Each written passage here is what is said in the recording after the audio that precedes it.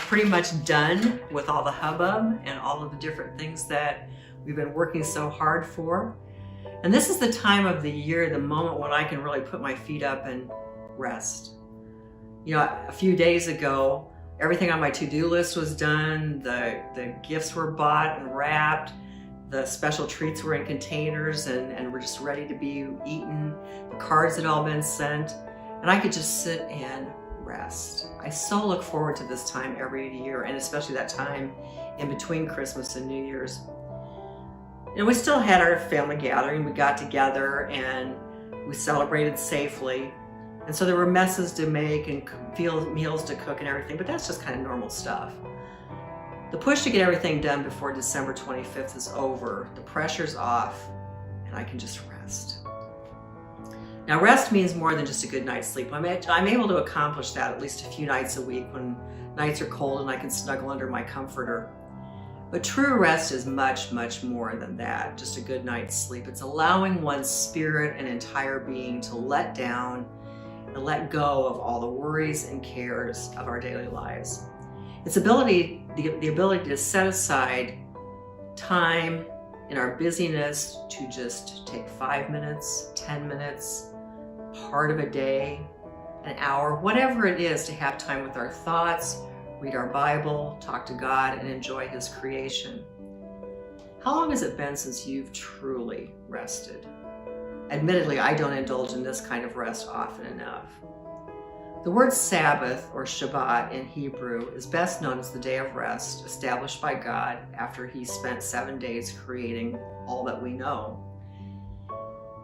We observe this as our day of worship, and once it really was a time of rest. People would go to church, come home, spend the day with family. There would be no work done, but it would just be a day of quiet and relaxation and just a time to put all that aside.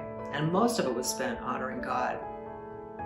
Sundays, which are our Sabbath day today, are far from restful anymore, but rather look like just any other day of the week. We may pause to attend or watch online church, but we also pack the day with chores, errands, catching up on all that didn't get done during the week, and not to mention sporting events and activities.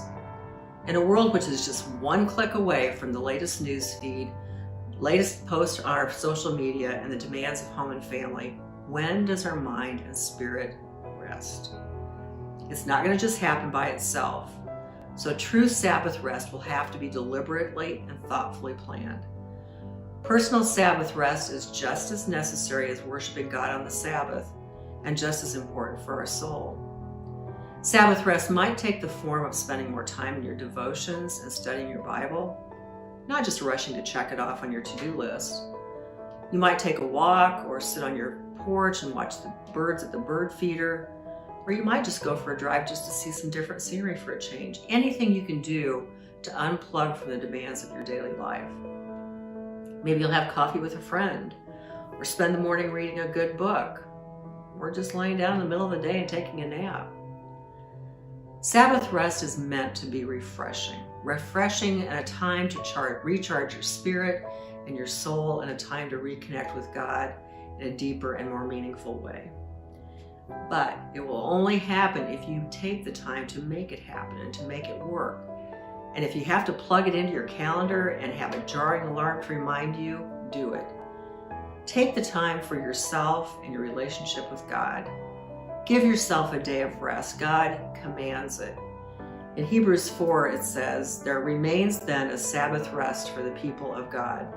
For anyone who enters God's rest also rests from their works, just as God did from His. Let us therefore make every effort to enter that rest." God bless you and thank you. Bye.